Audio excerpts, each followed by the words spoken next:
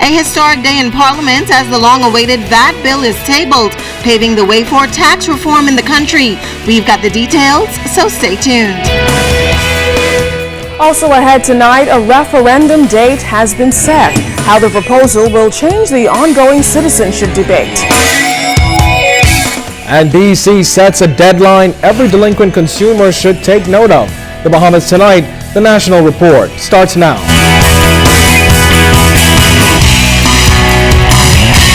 Now in HD.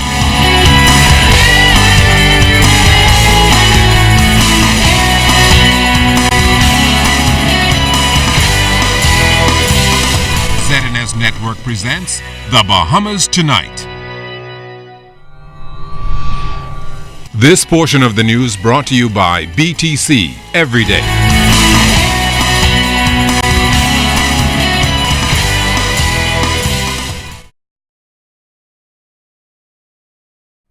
Good evening, everyone. I'm Keishla Adderley. And I'm Candino Knowles. Thanks so much for tuning in. Well, topping the news tonight, another national referendum is just over 3 months away. Prime Minister Perry Christie made the announcement today in the House of Assembly as the government tabled legislation to amend 4 constitutional bills. As Carla Palmer reports, all of the bills seek to establish gender equality when it comes to the dicey issue of citizenship. November 6 is the date for the constitutional referendum. That, according to Prime Minister the Right Honourable Perry Christie in his communication in the House of Assembly Wednesday. These 4 bills representing the first round of constitutional reform are bound together by a common thread: the need to institute full equality between men and women in matters of citizenship, and more broadly, to eliminate discrimination in the Bahamas. The bills are all entitled the Bahamas Constitutional Amendment Bill 1, 2, 3, and 4 respectively. Bill number 1 seeks to give a child born outside the Bahamas to a Bahamian-born mother and a non-Bahamian father automatic Bahamian citizenship, a privilege already extended children born outside the Bahamas to a Bahamian-born father and a non-Bahamian mother. The Bahamian parent himself or herself must, however, be native-born. It should also be noted that this change in the Constitution, if approved, will not operate retroactively. However, I wish to announce that my government will, as a matter of administrative policy, grant Bahamian citizenship to all applicants born abroad after July 1973. Bill number 2 seeks to enable a Bahamian woman who marries a foreign man access to Bahamian citizenship. Prime Minister Christie says this bill will not be retroactive. Bill number 3 seeks to afford an unwed Bahamian father the privilege of passing citizenship to his child born to a foreign woman. And Bill number 4 seeks to end discrimination based on sex, whether someone is male or female. The Prime Minister made clear what the bill means. This bill will not make same-sex marriages lawful. Retired Supreme Court Justice Mrs. Ruby Nottage has been named to spearhead the public education campaign. Mr. Christie says government intends to debate and pass the bills in the shortest possible time. A vote of 3/4 that's required in both the House and the Senate before a national referendum takes place. I'm Carla Palmer for ZNS Network News. Now, the constitutional bills will get the full support of opposition members. The contents of those bills are similar to the Free National Movement's constitutional referendum held in February 2002. Member of Parliament for Kalani and FNM leader Dr. Hubert Minis is embracing a bipartisan approach on this issue, saying he and his parliamentary colleagues are in favor of the equality of every Bahamian citizen under the nation's constitution. This constitutional referendum, Mr. Speaker, will count. The results of this referendum will be important and binding. I therefore urge every Bahamian to play a meaningful role in listening to the parliamentary debate on these bills, reading the bills, attending the educational meetings, which will shortly commence, carefully considering the proposals in a nonpartisan and public-spirited manner, and to vote your conscience. Members of the Constitutional Commission are commenting on the way forward now that amendments to the Constitution may be on the way. Commission Chairman Sean McQueenie says public education on the issue is important and the questions will be straightforward. Frankly, there isn't very much public education you need on that. The public education is going to be centered mainly on the content of the bills and how expression is going to be given to that principle.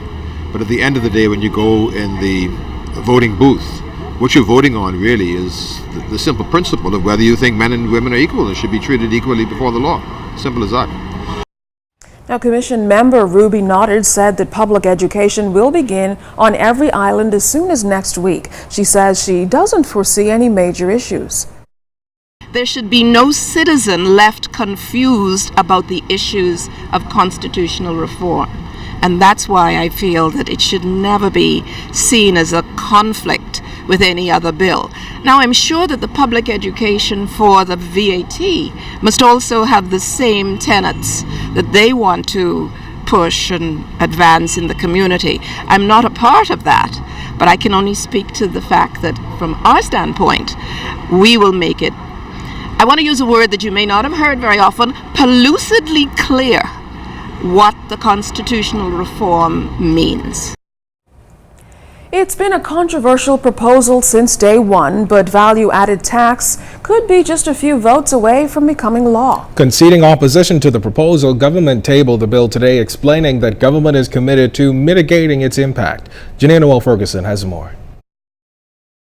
The VAT bill finally tabled in the House today, categorized by Minister of State for Finance Michael Halkitis as the most suitable option for tax reform in the country at 7.5%. This over income, payroll, and sales tax. Back in November, the government posted a draft of the bill on its website for consultation, but received opposition from protest groups. On Monday, Halkitis highlighted the major changes in the bill is a reduction of the number of exemptions. Our experts tell us that being exempt is actually a disadvantage for a lot of services because they don't have the opportunity to get credit back for VAT that they pay on the provision of their services. Your BC bill will also be tax, enabling BC to receive their credits. This as the government looks to reduce electricity costs. Now it might increase a bit, it might stay the same. Definitely if they were exempt, then BC would not have the opportunity to get VAT credits back. And so we think that by bringing it into the net, so to speak, it allows them to get their credits and reduce their costs. The minister added that reductions in tariffs will only be made in certain areas. No goods will be exempted, but what will be exempted is financial services, the sale or renting of a dwelling, education services, the sale of land, and health and religious services. I know there has been some concern in the area of food. We've had extensive discussions on this, and we believe that the best way to do it is to make the items vatable, and then if you need to bring some relief to those at the low income levels, there's a mechanism to do that, and we're working along with the Department of Social Service to modernize their relief delivery in the form of a conditional cash transfer so that we can bring relief to those at the lower level. Businesses can expect to be registered by September, and many sectors have long called for more public education on VAT. Halkitis says a task force of about 3 to 4 persons will be selected to see this through. He gave this breakdown of the cost of implementation. We have an item of several $1 million for the task force. There's going to be a budget for that group, that private sector group, of $150,000. I think it's about $3.5 million in total. Now, Halkitis says the self-imposed deadline for VAT is still doable, with the implementation set to come on stream early next year. Janine Noel Ferguson, ZNS Network News. The country's workforce is said to be nearing 200,000. That from Labor Minister the Honorable Shane Gibson, who told Parliament today that the recent labor force and household income survey confirms that more than 8,000 jobs have been created. The Member of Parliament for Golden Gate says those jobs have been created as a direct result of the proactive and innovative policies of the current administration. Now, the numbers show that currently 197,335 people are employed nationwide, up from 188,310 in May 2012.